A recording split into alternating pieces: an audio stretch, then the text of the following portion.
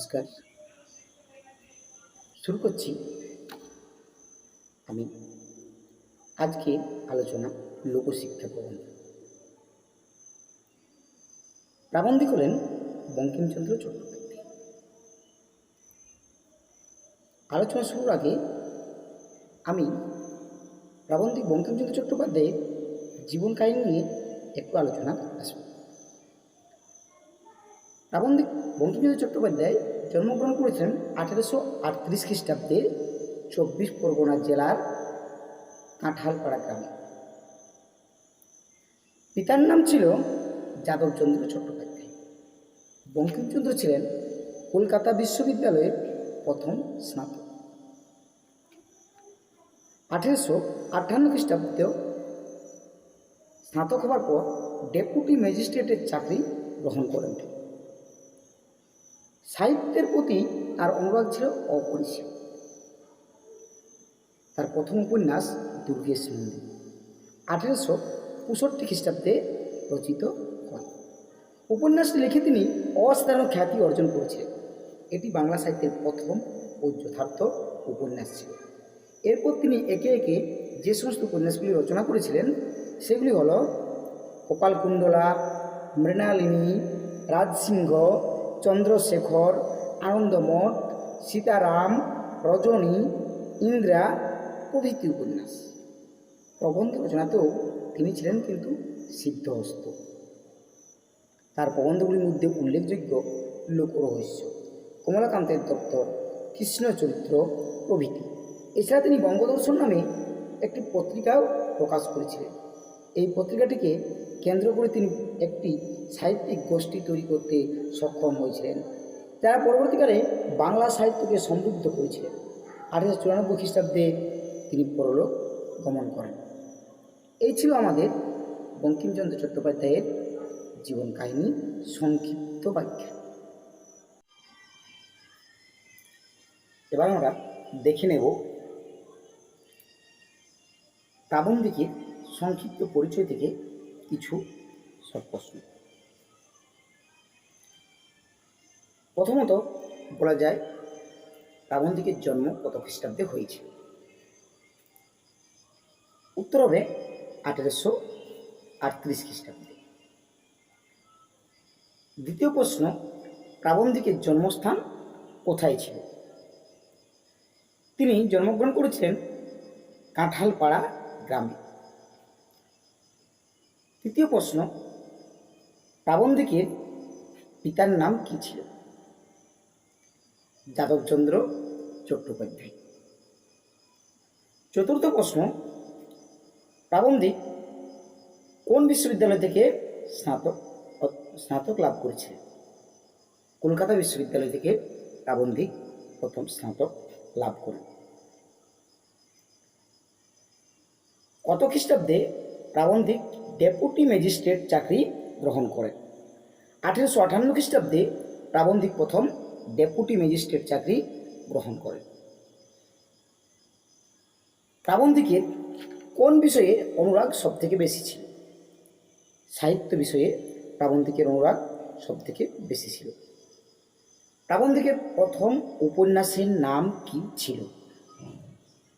প্রাবন্ধিক দুর্গেশ নন্দিনী প্রথম উপন্যাস রচনা করেন। দুর্গেশ নন্দিনীর রচনাকাল কত ছিল? দুর্গেশ নন্দিনী প্রাবন্ধিক রচনা করেন 1865 খ্রিস্টাব্দে।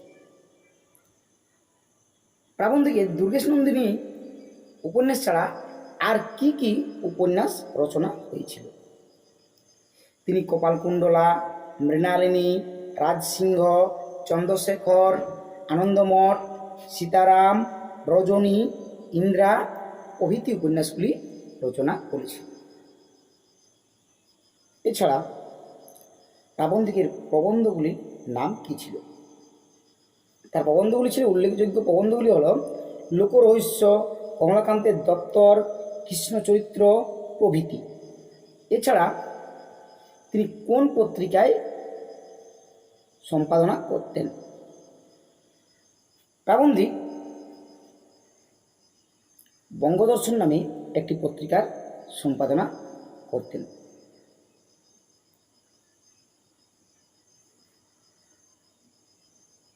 প্রাবন্ধিক একটি গোষ্ঠী তৈরি করেছিলেন। সেই গোষ্ঠী কাজ কী ছিল?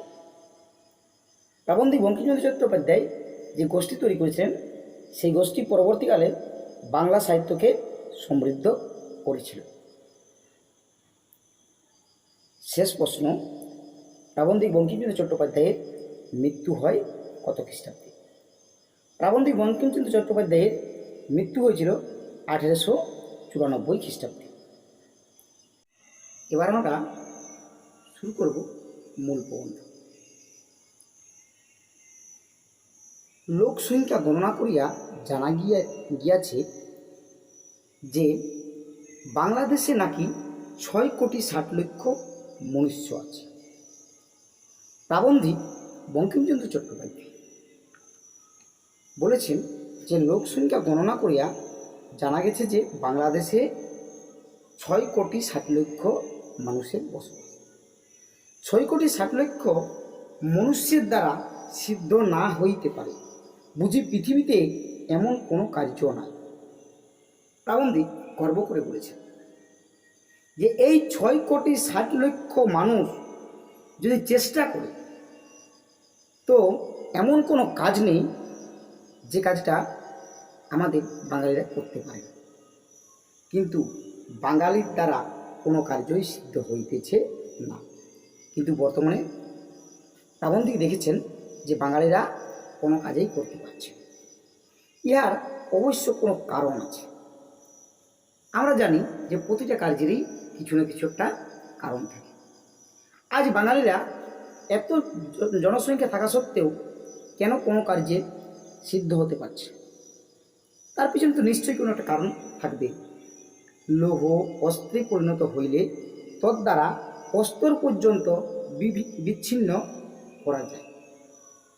একটা লোহা যখন অস্ত্রে পরিণত হয়, তখন শক্ত পাথরও তাতে বিচ্ছিন্ন হয়ে যায়। কিন্তু লৌহমাত্রেরই তো সে গুণ নাই।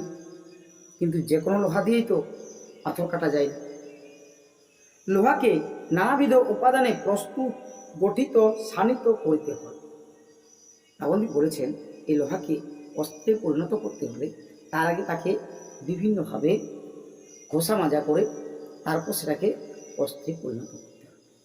তবে লৌহ ইস্পাত হইয়া কাটে, তবেই সেই লৌহ ইস্পাত হয়ে তার পাথরকে কাটতে পারে। মনুষ্যকে প্রস্তুত, উত্তেজিত, শিক্ষিত করিতে হয়। ঠিক এমনিভাবেই আমাদের এই মানুষ জাতিকেও প্রস্তুত করতে হবে, শিক্ষিত করতে হবে। আদর্শ শিক্ষায় শিক্ষিত করতে পারলেই একটা মানুষ এমন কোনো কাজ নেই যেটা সে করতে পারে। তার জন্য দরকার প্রকৃত শিক্ষা। তবে মনুষ্য দ্বারা কার্য সম্পন্ন হয়, তখনই কিন্তু আমাদের এই বাঙালিরা কিছু করতে পারে। কিন্তু দুঃখের বিষয়, আমাদের বাঙালিদের মধ্যে সেই পেশনাটাই, জীবনে কিছু করব, নিজেকে প্রতিষ্ঠিত করব, আমি একটা অস্ত্রে পরিণত হব, এই ভাবনাটা আমাদের বাঙালিদের মধ্যে খুব কম মানুষের মধ্যে লক্ষ্য করা যায়। বাংলার 6,60,00,000 লোকের দ্বারা যে কোনো কার্য হয় না, তাহার কারণ এই যে বাংলার লোকশিক্ষা নেই। প্রাবন্ধিক দুঃখ করে বলছে আজ বাঙালিরা কোনো কাজেই সিদ্ধ হতে পারে না। তার মূল কারণ বাঙালিদের লোকশিক্ষা নেই। আজ লোকশিক্ষা না থাকার কারণে বাঙালিরা সব কিছুতে ব্যর্থ। যাহারা বাংলার নানাবিধ উন্নতি সাধনে প্রবৃত্ত, তাহারা লোকশিক্ষার কথা মনে করেন না। আপন আপন বিদ্যাবুদ্ধি প্রকাশেই মত্ত। ব্যাপার বড় অল্প আশ্চর্য নয়। প্রাবন্ধিক বলতে চেয়েছেন, যাহারা বাংলার নানাবিধ উন্নতি সাধনে প্রবৃত্ত, আজ যে সমস্ত বাঙালিরা বাংলার উন্নতি সাধনে ব্রত হয়ে আছে, তাহারা লোকশিক্ষার কথা মনে করেন না। তারা কেউ লোকশিক্ষার কথা একবারের জন্য ভাবে না। আপন আপন বিদ্যাবুদ্ধি প্রকাশেই মত্ত। তারা নিজেদেরকে অন্যের কাছে উপস্থাপন করার ভাবনায় মত্ত হয়ে থাকে। একবারের জন্য ভাবে না যে আমার মতো আর 5 জন মানুষকেও গড়তে হবে, তাদেরকে অস্ত্রে পরিণত করতে হবে, বাঙালিদের শিক্ষিত করতে হবে, এই ভাবনাটা কোনো বাঙালিই নেই। শুধুমাত্র নিজেকে সফল করার তারা স্বপ্ন দেখে যায়, অন্যকে নয়। এখানেই প্রাবন্ধিকের সব থেকে বড় দুঃখের বিষয়। ইহা কখনো সম্ভব নহে যে বিদ্যালয়ে পুস্তক পড়িয়া ব্যাকরণ সাহিত্য জ্যামিতি শিখাইয়া 7 কোটি লোকের শিক্ষা বিধান করা যাইতে পারে।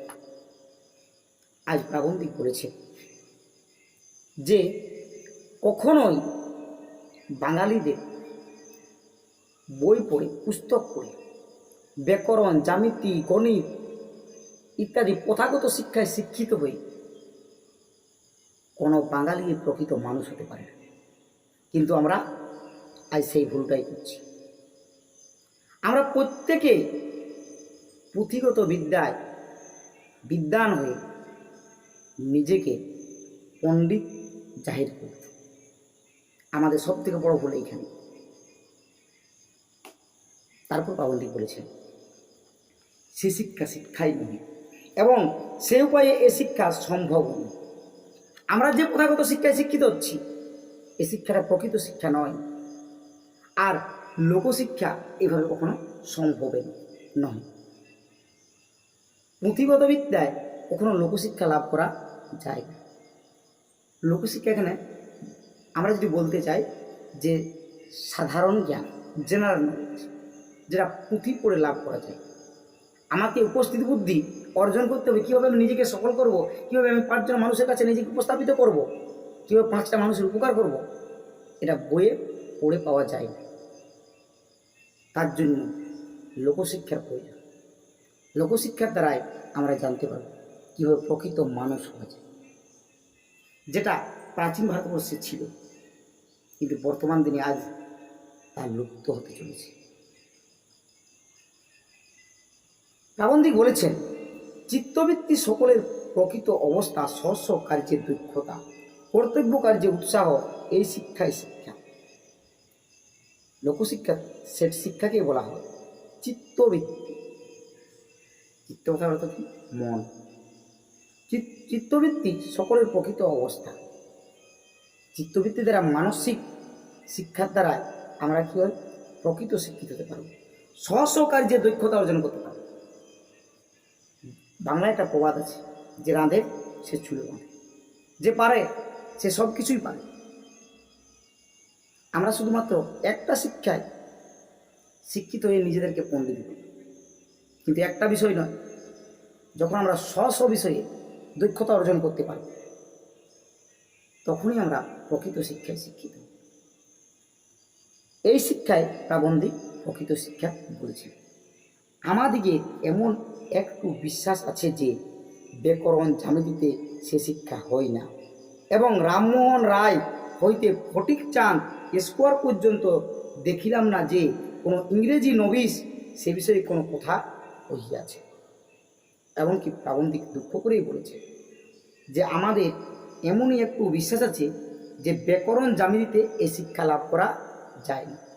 আর রামমোহন, ফটিকচাঁদ তাদের মতো ইংরেজি জানা শিক্ষিত পণ্ডিতেরাও এ বিষয়ে কোনো কথাও বলে। ইউরোপে এইরূপ লোকশিক্ষা নানাবিধ উপায় হইয়া থাকে। আজ ইউরোপ মহাদেশ, যা প্রাচীনকালে শিক্ষার দিক থেকে, শিক্ষা পরিবেশ সমস্ত দিক থেকে অনেক পিছনে ছিল, সেখানে আমাদের দেশ অনেক এগিয়েছে। আজ বর্তমানে ইউরোপ নিজেদের বুদ্ধিমত্তার দ্বারা আমাদেরকে পিছিয়ে দিয়ে অনেক এগিয়ে গিয়েছে। তাই প্রাবন্ধিক বিদেশ ইউরোপের সাথে আমাদের দেশকে তুলনা করছে। তিনি দেখিয়েছেন যে ইউরোপের থেকে আমাদের দেশ আজ কতটা পিছনে। বিদ্যালয়ে রাশিয়া প্রভৃতি অনেক দেশ আপামর সাধারণ সকলেরই হয়। সংবাদপত্র সে সকল দেশে লোকশিক্ষার একটি প্রধান উপায়। প্রাবন্ধিক দেখিয়েছেন যে ইউরোপের মতো দেশেরা, যেখানে লোকশিক্ষার একটি প্রধান উপায় হিসাবে বেছে নিয়েছে সংবাদপত্রকে। সংবাদপত্র সে সকল দেশে লোকশিক্ষার একটি প্রধান উপায়। সংবাদপত্র লোকশিক্ষা যে কীরূপ উপায় তারা এদেশীয় লোক সহজে অনুভব করতে পারে না। ইউরোপে সংবাদপত্র যে কতটা লোকশিক্ষার বিষয় হয়ে উঠেছে আমাদের দেশের মানুষ তা কখনো কল্পনাও করতে পারে। এদেশে এক এক ভাষায় খান 10-15 সংবাদপত্র, কোনোখানির গ্রাহক 200, কোনোখানির গ্রাহক 500, পড়ে 5-7 হাজার লোক। ইউরোপে এক এক দেশে সংবাদপত্র শত শত সহস্র। কি বললাম যে আমাদের দেশে সংবাদপত্রের সংখ্যা 10-15টি, আর গ্রাহক সংখ্যা 500 থেকে 5000। ইউরোপে এক এক দেশের সংবাদপত্র শত শত সহস্র। এক একখানি গ্রাহক সহস্র লক্ষ পড়ে লক্ষ কোটি লোক। তারপর নগরে নগরে সভা, গ্রামে গ্রামে বক্তৃতা। যাহার কিছু বলিবার আছে সে প্রতিবাসী সকলেই সমবেত করিয়া সে কথা বলিয়া শিখিয়া দেয়। সেই কথা আবার শত শত সংবাদপত্রে প্রচারিত হইয়া শত শত ভিন্ন গ্রামে ভিন্ন নগরে প্রচারিত, বিচারিত এবং অধীত হয়। লক্ষ লক্ষ লোক সে কথায় শিক্ষিত হয়। এক একটা ভোজের নিমন্ত্রণের স্বাদু খাদ্য চর্বণ করিতে করিতে ইউরোপীয় লোকে যে শিক্ষা প্রাপ্ত হয় আমাদের তাহার কোনো অনুভবেই নাই। আমাদের দেশের যে সংবাদপত্র সকল আছে তাহারা দুর্দশার কথা তো পূর্বেই বলিয়াছি। বক্তৃতা সকল তো লোকশিক্ষার দিক দিয়াও যায় না। তাহার বহু কারণের মধ্যে একটি প্রধান কারণ এই যে তাহা কখনো দেশীয় ভাষায় উক্ত হয় না। যদিও কেউ সেটা ব্যাখ্যা করেই থাকে, কিন্তু পাণ্ডিত্য দেখানোর জন্য কেউ দেশীয় ভাষায় তা ব্যাখ্যা করে। তারপর প্রাবন্ধিক বলেছেন, অতি অল্প লোকে শুনে, অতি অল্প লোকে পড়ে, আর অল্প লোকে বুঝে, আর বক্তৃতাগুলি অসার বলিয়া আরও অল্প লোকে পড়ে, আর অল্প লোকে বুঝে, আর অল্প লোকে তাহা হইতে শিক্ষাপ্রাপ্ত হয়। আমাদের দেশে যে সমস্ত ব্যক্তিরা এই সমস্ত সংবাদপত্রে ব্যাখ্যা করতে যায় তারা কখনো দেশীয় ভাষায় ব্যাখ্যা করে না, কারণ তাদের নিজের পাণ্ডিত্য তারা জাহির করতে পারে না। তাই বিদেশি ভাষায় যখন তা ব্যাখ্যা করতে যায় তখন অতি অল্প লোকেই তাহা বুঝে, আর অতি অল্প লোকেরই তাহা থেকে শিক্ষা লাভ হয়ে থাকে। এখনকার অবস্থা এইরূপ হইয়াছে বটে, কিন্তু চিরকাল যে এদেশে লোকশিক্ষার উপায়ের অভাব ছিল এমত নেই। প্রাবন্ধিক আরও বলছে, আমাদের দেশের বর্তমান অবস্থায়, কিন্তু প্রাচীনকালেও যে ভারতবর্ষ এই অবস্থায় ছিল তা নয়। লোকশিক্ষার উপায় না থাকিলে শাক্য সিংহ কি প্রকারে সমগ্র ভারতবর্ষে বৌদ্ধ ধর্ম শিখাইয়াছিলেন মনে করিয়া দেখো। বৌদ্ধ ধর্মের কূট তর্ক সকল বুঝিতে আমাদিগের আধুনিক দার্শনিক দিকের মস্তকের ঘর্মচরণকে আর্দ্র করে। মক্ষমূলর যে তাহা বুঝিতে পারে নাই, কলিকাতা রিভিউতে তাহার প্রমাণ আছে। সেই কূটতত্ত্বময় নির্বাণবাদী অহিংসাত্মা দুর্বৈধ্য ধর্ম শাক্য সিংহ এবং তাহার শিষ্যগণ সমগ্র ভারতবর্ষকে গৃহস্থ পরিব্রাজক পণ্ডিত মূর্খ বিষয়ে উদাসীন ব্রাহ্মণ শূদ্র সকলকে শিখাইয়াছিলেন। লোকশিক্ষার কি উপায় ছিল না? শঙ্করাচার্য সেই দৃঢ়বদ্ধ মূল দিগ্বিজয়ী সাম্যময় বৌদ্ধ ধর্ম বিলুপ্ত করিয়া আবার সমগ্র ভারতবর্ষকে শৈব ধর্ম শিখাইলেন। লোকশিক্ষার কি উপায় ছিল না? সেদিনও চৈতন্যদেব সমগ্র উৎকল বৈষ্ণব করিয়া আসিয়াছিলেন। লোকশিক্ষার কি উপায় হয় না? আবার এদিকে দেখি রামমোহন রায় হইতে কলেজের ছেলের দল পর্যন্ত 3.5 পুরুষ ব্রাহ্ম ধর্ম ঘুষিতেছেন, কিন্তু লোকে তো শিখে না। লোকশিক্ষার উপায় ছিল, এখন আর নাই। প্রাচীনকালে আমাদের লোকশিক্ষার যথেষ্ট উপায় ছিল, আর উপায় ছিল বলেই বৌদ্ধ ধর্ম সারা ভারতবর্ষ ছড়িয়েছিল। চৈতন্যদেব বৈষ্ণব ধর্ম চারিদিকে ছড়িয়ে ফেলতে পেরেছিলেন। লোকশিক্ষার মাধ্যমেই সেই অসম্ভবকে তারা সম্ভব করতে পেরেছিল। আজ বর্তমানে সেই লোকশিক্ষা লুপ্ত হয়ে গিয়েছে। একটা লোকশিক্ষার উপায়ের কথা বলি। সেদিন ছিল, আজ আর নেই। কত কথার কথা বলিতেছি। গ্রামে গ্রামে, নগরে নগরে, বেদি পিঁড়ির উপর বসিয়া ছেঁড়ার তুলট না দেখিবার মানুষে সম্মুখে পাতিয়া সুগন্ধি মল্লিকা মালা শিরোপরে বেষ্টিত করিয়া নাদু সুদুষ কালো কতক সীতার সতীত্ব, অর্জুনের বীরধর্ম, লক্ষণের সত্যব্রত, ভীষ্মের ইন্দ্রজয়, রাক্ষসীর প্রেম প্রবাহ, দধিচির আত্মসমর্পণ বিষয়ক সুসংস্কৃতের সদ্ব্যাখ্যা সুকণ্ঠে সদলঙ্কার সংযুক্ত করিয়া আপামর সাধারণ সম্মুখে বিবৃত করিতেছেন। যে লাঙ্গল চষে, যে তুলা পেঁজে, যে কাটনা কাটে, যে ভাত পায় পায় না পায় সেও শিক্ষিত। শিক্ষিত যে ধর্ম নিত্য, যে ধর্ম দৈব, যে আত্মন্বেষণ অশ্রদ্ধেয়, যে পরের জন্য জীবন, যে ঈশ্বর আছেন, বিশ্ব সৃজন করিতেছেন, বিশ্ব পালন করিতেছেন, বিশ্ব ধ্বংস করিতেছেন, যে পাপ পুণ্য আছে, যে পাপের দণ্ড পুণ্যের পুরস্কার আছে, যে জন্ম আপনার জন্য নহে পরের জন্য, যে অহিংসা পরম ধর্ম, যে লোকহিত পরম কার্য, সে শিক্ষা কোথায়? সে কথক কোথায়? কেন গেল বঙ্গীয় নব্য যুবকের কুরুচির দোষে? ভেবে দেখো। একদিন অর্জুনের বীরত্ব শোনার জন্য মানুষ নীরবে চুপচাপ বসে থাকত দীর্ঘ সময় ধরে। সীতার সতীত্ব, রামের আদর্শ পুত্র, লক্ষণের ভাতৃপ্রেম, এই বিষয়গুলো শোনার জন্য মানুষ ঘন্টার পর ঘন্টা নীরবে বসে শুনত।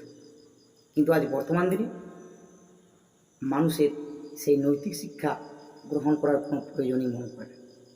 পুঁথিগত বিদ্যায় শিক্ষিত হয়ে কিছু কাগজের মার্কশিট, সার্টিফিকেট গ্রহণ করে আমরা জাহির করি সমাজের কাছে আমরা সকলে শিক্ষিত, কিন্তু আমাদের আদর্শ নৈতিক শিক্ষা কিছুই হয় না। এই কারণেই আজ আমরা সব জায়গায় ব্যর্থ হই, আমরা পঙ্গু হয়ে গেছি। কারণ কি? আমরা একটা বিষয়ে নিজেদেরকে শিক্ষিত জাহির করার চেষ্টা করি। অর্জুনের মতো সব দিক থেকে আমরা শ্রেষ্ঠ হতে চাই না, কর্ণের মতো বীরত্ব আমরা দেখাতে চাই না। কত লাঞ্ছনা, কত অপমান, কত ধৈর্য নিয়ে কর্ণ নিজেকে সফল করেছে, আমরা তার কাহিনী কেউ জানি না। আমাদের কাছে আনন্দ, ফুর্তি, এই বিষয়গুলোই আমাদের কাছে মুখ্য হয়ে উঠেছে। তাই শিক্ষার মূল্য আমাদের কাছে তেমনভাবে নেই। আমরা প্রকৃত শিক্ষিত হতে পারি না, আদর্শ শিক্ষা লাভ করতে পারি না, নৈতিক শিক্ষা গ্রহণ করতে পারি না। তার মূল কারণ আমরা আধুনিক, আমরা নব্য শিক্ষায় শিক্ষিত ছাত্রছাত্রী। এটা আমাদের গর্ব নয়, এটা আমাদের লজ্জার বিষয়। আসছি পরের অংশে। কিন্তু আসল কথা বলি, কেন যে ইংরেজি শিক্ষা সত্ত্বেও দেশে লোকশিক্ষার উপাস হ্রাস ব্যতীত বৃদ্ধি পাইতেছে না, তার স্থূল কারণ বলি শিক্ষিতে অশিক্ষিতের সমবেদনা। আজ কেন শিক্ষার বিস্তার ঘটছে না? কারণ শিক্ষিতের সাথে অশিক্ষিতের অনুরূপ সমবেদনা। শিক্ষিত অশিক্ষিতের হৃদয় বুঝে না, শিক্ষিত অশিক্ষিতের প্রতি দৃষ্টিপাত করে না। মরুক রামা লাঙ্গল চষে, আমার ফাউলকারী সুসিদ্ধি হইলেই হইল। রামা কিসে দিন যাপন করে, কীভাবে তার কি অসুখ, তার কি সুখ, তাহার নদীর ফটিক চাঁদ তীর অর্ধ মনে স্থান দেন না। বিলাতে কানা হোসেন সাহেব, এদেশে সার আসিল ইহারা, তাহার বক্তৃতা পড়িয়া কি বলিবেন, নদের ফটিক চাঁদ সেই ভাবনা। রামার চুলোই যা, তাহাতে কিছু আসিয়া যায় না। তাহার মনের ভিতর যাহা আছে, রামা এবং রামার গোষ্ঠী, সেই গোষ্ঠী 6,60,00,000 মধ্যে 6,59,90,900। তাহারা তাহার মনের কথা বুঝিল না। যশ লইয়া কি হইবে, ইংরেজে ভালো বলিলে কি হইবে, 6,60,00,000 ক্রন্দন ধ্বনিতে আকাশ যে ফাটিয়া যাইতেছে, বাংলার লোক যে শিক্ষিত না, বাংলার লোক যে শিক্ষিত নাই, ইহা সুশিক্ষিত বুঝেন না। বুঝতে পেরেছি? আজ যারা শিক্ষিত হয়েছে তারা একবারের জন্য চিন্তা করে না যে বাংলার মানুষ কেন শিক্ষিত হতে পারছে, বাংলার মানুষ আজ অশিক্ষা কুশিক্ষায় কেন জর্জরিত হয়ে পড়ছে। তার মূল কারণ বাঙালি শিক্ষিত জাতিদের জন্য।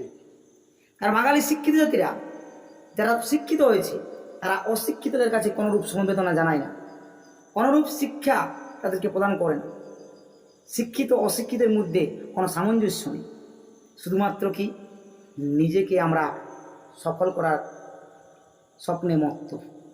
আমরা কখনো ভাবি না আমার নিচে যারা আছে, আমার থেকে যারা অশিক্ষিত অল্প শিক্ষিত, তাদেরকে কীভাবে আরও উপরে তোলা যায়, কীভাবে সমাজে শিক্ষিতের পরিমাণ বাড়ানো যায়, প্রকৃত শিক্ষায় শিক্ষিত করা যায়, নারী পুরুষ নির্বিশেষে সকলকে আদর্শ শিক্ষায় শিক্ষিত করে গড়ে তুলতে পারি। আমরা সে চিন্তা করি না। আমরা শুধু ক্ষুদ্র নিজের চিন্তাটা করি, কীভাবে নিজে সফল, নিজেকে সমাজে প্রতিষ্ঠিত করব, এই চিন্তায় আমরা নিজেরা মগ্ন। আর এই আত্মচিন্তা ক্ষুদ্র ভাবনা, এই কারণেই আজ আমাদের দেশ অধঃপতনের দিকে এগিয়ে চলেছে। তার মূল কারণ শিক্ষিত অশিক্ষিতের মধ্যে সমবেদনা নাই, শিক্ষিত অশিক্ষিতের মধ্যে সামঞ্জস্য নাই। আজ অশিক্ষিত সুশিক্ষিত বিচ্ছিন্ন হয়ে গেছে, সমাজের মধ্যে একটা প্রাচীর পড়ে গেছে। তাই আজ আমাদের দেশের এই অবস্থা।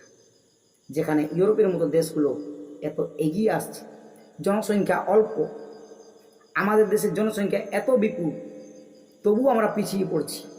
কারণ আমাদের একতা নেই, আমাদের সামঞ্জস্য নেই, আমাদের সমঝোতা নেই। আমরা শুধু আত্মচিন্তা ক্ষুদ্র চিন্তা নিয়ে পড়ে থাকি। তাই আমাদের দেশকে বারবার বিদেশিরা আক্রমণ করেছে, আর বছরের পর বছর শাসন করেছে, শোষণ করেছে। আর আমরা নীরবে সেটা মেনে নিয়েছি, কারণ আমাদের মধ্যে একতা নেই। জীবনে সফল হওয়ার স্বপ্ন নেই, বড় হওয়ার স্বপ্ন নেই, শুধু ক্ষুদ্র একটা চিন্তা নিয়ে বেঁচে থাকতে চায়, ক্ষুদ্র গণ্ডির মধ্যে নিজেকে আবদ্ধ রাখতে চায়, নিজেকে সমাজের কাছে গড়তে চায় না, সমাজের কাছে নিজেকে প্রতিষ্ঠিত করতে চায় না।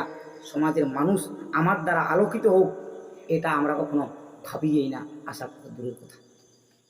আসছি পরের অংশে। কিন্তু আসল কথা বলি, সুশিক্ষিত যাহা বুঝেন, অশিক্ষিতকে ডাকিয়া কিছু কিছু বুঝায়, লোক শিক্ষিত হয়। আমরা সুশিক্ষিতরা যেটা বুঝি, সেটা যদি আমরা অশিক্ষিত যারা বুঝে না তাদেরকে যদি সেটা বোঝাতে পারি, যুক্তি দিয়ে আমরা যদি তাদেরকে বোঝাতে পারি, অবশ্যই তারা বুঝবে। আর আমি যদি সেটা না পারি, মানে আমি নিজেই শিক্ষিত নই, তাই আমি তাকে বোঝাতে পারছি। প্রকৃত শিক্ষা অবশ্যই আরেকটা মানুষকে দিতে পারে, আর যার শিক্ষা প্রকৃত নেই সে কখনো অন্যকে প্রদান করতে পারে না।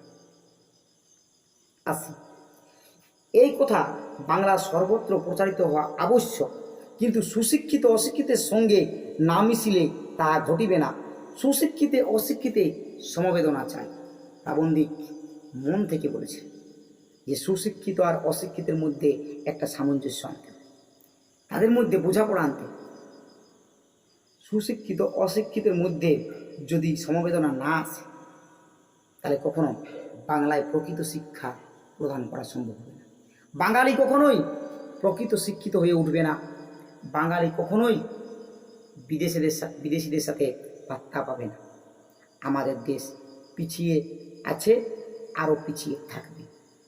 ভবিষ্যতেও আমাদের দেশের ভবিষ্যৎ গতি আরও পিছিয়ে যাবে। তাই একটাই উপায়, নিজেকে সুশিক্ষিত হতে হবে, অপরকে সুশিক্ষিত করতে হবে। সুশিক্ষিত অশিক্ষিতের মধ্যে সমবেদনা আনতে হবে, তবেই এদেশের লোকশিক্ষা সম্ভব হবে। এটাই প্রাবন্ধিক বোঝাতে চেয়েছে। আজকের এই প্রবন্ধটি এখানে আমি সমাপ্ত করি। আশা করি সকলেই বুঝতে পেরেছ। যদি কোনো অসুবিধা থাকে অবশ্যই আমাকে গ্রুপে কমেন্ট করবে। আমি না বুঝা অংশটুকু আবার সুন্দরভাবে বুঝিয়ে দেব। এরপর আসবো আমরা এই লোকশিক্ষা প্রবন্ধের কিছু প্রশ্ন। যদি এই প্রশ্নগুলো আমি একটা একটা লেখাবো, তো বলে রাখি যে এই প্রবন্ধের কিছু গুরুত্বপূর্ণ প্রশ্ন। রচনাধর্মী প্রশ্নের মধ্যে আমাদের সমাজ জীবনে লোকশিক্ষার অভাব ও গুরুত্ব কতখানি সে সম্পর্কে বঙ্কিমচন্দ্রের সুচিন্তিত মতামত দিয়েছেন তা আলোচনা। একটু আগে আমি বলি যে আমাদের দেশের সমাজ জীবনে লোকশিক্ষার প্রভাব ও গুরুত্ব কতখানি সেই সম্পর্কে বঙ্কিমচন্দ্রের মতামতটা আমাদেরকে ব্যাখ্যা করতে হবে। অবশ্যই আমি পরে ভিডিও বানাবো বা আমি ক্লাসে নোট লেখাবো, তখন এই নোট নিয়ে আমি বিস্তারিত আলোচনায় আসব। দ্বিতীয়ত, একটা লোকশিক্ষার উপায়ের কথা বলি। সেদিনও ছিল, আজ আর নাই। লেখক এখানে লোকশিক্ষার কোন উপায়ের কথা বলেছে? প্রাবন্ধিক বঙ্কিমচন্দ্র চট্টোপাধ্যায় এখানে লোকশিক্ষার উপায় সম্পর্কে যে কথাগুলি বলেছেন, সেই লোকশিক্ষার উপায়গুলি আমাদেরকে এখানে ব্যাখ্যা করতে হবে। কিন্তু পরের প্রশ্নে আসছে, কিন্তু আসল কথা বলি, লেখক আসল কথা বলতে কি বোঝাতে চেয়েছেন? লোকশিক্ষার উপায় ছিল, এখন আর নাই। অতীতে লোকশিক্ষা কি উপায় ছিল এবং এখন তার নেই কেন, সে সম্বন্ধে লেখকের মতামত ব্যক্ত। নোটগুলো খুবই ইম্পর্ট্যান্ট। এই নোটগুলো অবশ্যই আমরা ব্যাখ্যা করব, এবং যদি আমরা প্রবন্ধটা বিস্তারিত বুঝতে পারি, অবশ্যই আমরা প্রত্যেকটা প্রশ্নের উত্তর নিজেরাই তৈরি করতে পারব। আমি অবশ্যই পাশে আছি, তোমরা চেষ্টা করবে। যেখানে না পারবে আমি এই নোটগুলো প্রত্যেকটা বিস্তারিত ব্যাখ্যা এবং লিখিয়ে দেব। আজকে এই পর্যন্ত থাকছি। নমস্কার।